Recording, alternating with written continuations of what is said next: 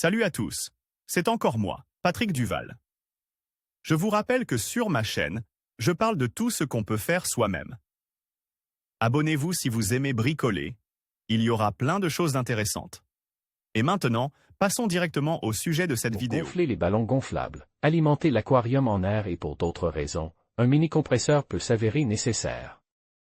Le principal élément nécessaire à sa fabrication est un motoreducteur, qui peut être commande à bas prix sur AliExpress ou simplement récupéré d'un jouet d'enfant casse sur la radiocommande. Tout le reste peut être trouvé dans votre atelier. Matériel, moteur à engrenage 12V, http://ali. Pub 5 MNBW 6 seringues de 2 cc et 10 cc, feuilles de plastique, fil de fer, superglue, filetage, tuyau d'égout en PVC de 50 mm. Caoutchouc d'une caméra de vélo, ressort d'un stylo à billes. Le processus de fabrication d'un compresseur.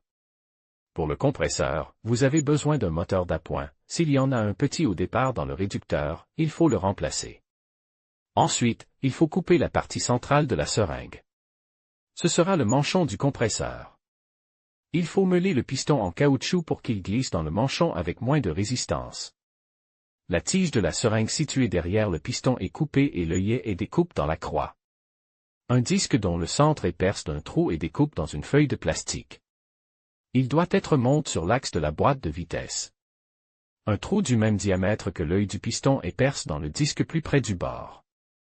Une tige est pliée en fil de fer pour relier le volant d'inertie de la boîte de vitesse au piston. Des morceaux de tube sont tendus sur les bords pour empêcher le fil de tomber. La graisse est appliquée sur le piston, puis la chemise est collée sur le carter du moteur. Pour la renforcer, il est nécessaire d'enrouler un fil et d'imprégner le tout de superglue.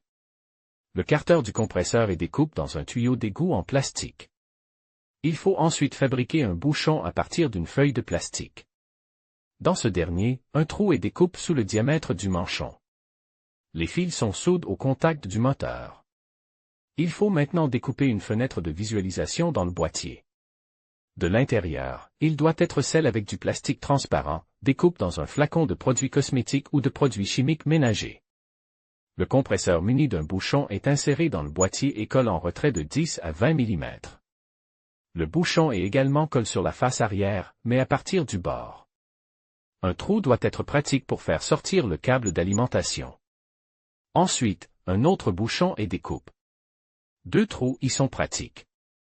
Un pétale en film fin et colle sur l'un d'eux. Il fera office de soupape, laissant entrer l'air et bloquant son retour. Ensuite, la moitié d'une petite seringue est découpée. Un joint en caoutchouc et un ressort de stylo-bille sont placés à l'intérieur. Elle est ensuite collée dans le deuxième trou du bouchon. Le bouchon avec les soupapes est collé dans le boîtier du compresseur. Maintenant, lorsque le moteur est alimenté, il commence à pomper de l'air. Il ne reste plus qu'à tirer sur le bec du tuyau de la seringue pour plus de commodité, et à l'utiliser pour l'usage auquel il est destiné.